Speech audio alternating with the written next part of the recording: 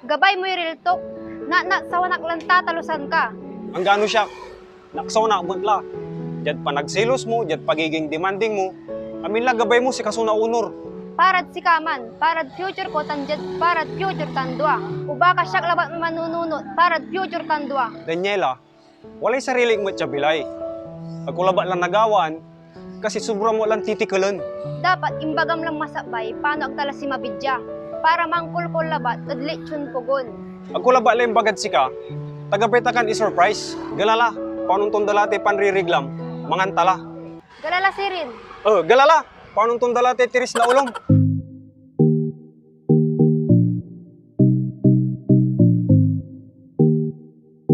Hello sir, good day po. Bali dito na lang po tayo yung menu natin sir. Bali meron po kaming overload sir, yung lechon overload po namin na 149. Baboy at baka na po siya, with veggies and only rice na rin po siya sir. Sulit na sulit po siya sir sa isang tao po. Aman lay overload sa orderan ka.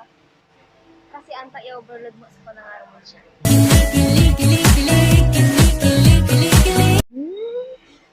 Hello ma'am, hello sir, welcome po sa Lechon Pugon. Actually, nag-start kami ng pandemic. Yes. Family and friends lang yung nakakaalam. Tapos, Facebook lang din kami, mag-order lang sila per trays. Yeah, until such time na invite po kami sa Capitol for Christmas Bazaar. So, yun ang pinakauna naming physical So store. ma'am, what's the special for the Lechon Pugon?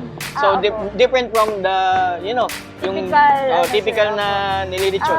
Si aming kasing lechon is from Pugon. So, ang Pugon po is brick oven.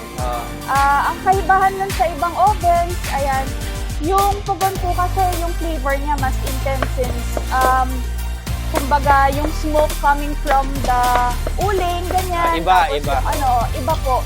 Tapos minsan gumagamit din kami ng iba't ibang woods para talagang mas yung pag-smoke niya. At the same time, yung aming baka, kakaiba siya kasi 24 hours po namin siyang pinapausukan din sa Pugon. Okay, so 24 hours siyang pinapauso. Talagang Talagang malambot po siya. ibig sabihin talagang nanunuot yung mga spices niya doon sa loob. Medyo meron lang na sa amin, for the meantime, is lechon baka at lechon baboy. So kung gusto niyo lang ng lechon baka or lechon baboy, meron tayong solo per kilo po siya. Yun. Ayan, so kung gusto niyo naman ng only rice, ayan, meron din kami yung 99. Pipili kayo either lechon baka or lechon baboy. Yes.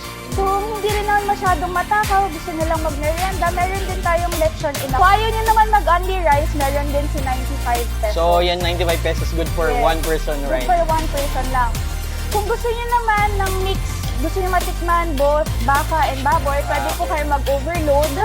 Yan yung overload na 149. Yes, Tapos okay. si Super Lechon Overload naman, 150 grams na siya. So, sobrang dami Naku, na yun. dami na nun. Opo. Parang mabubusog Talagang ka na yun. sulit na sulit at makakailang rice. So po ma'am, kayo. yan, nandito naman din tayo sa Lechon Pugon. Can you invite them to go over here and try the Lechon Pugon, guys? Yes, ini-invite ko po yung iba na hindi pa nakatry.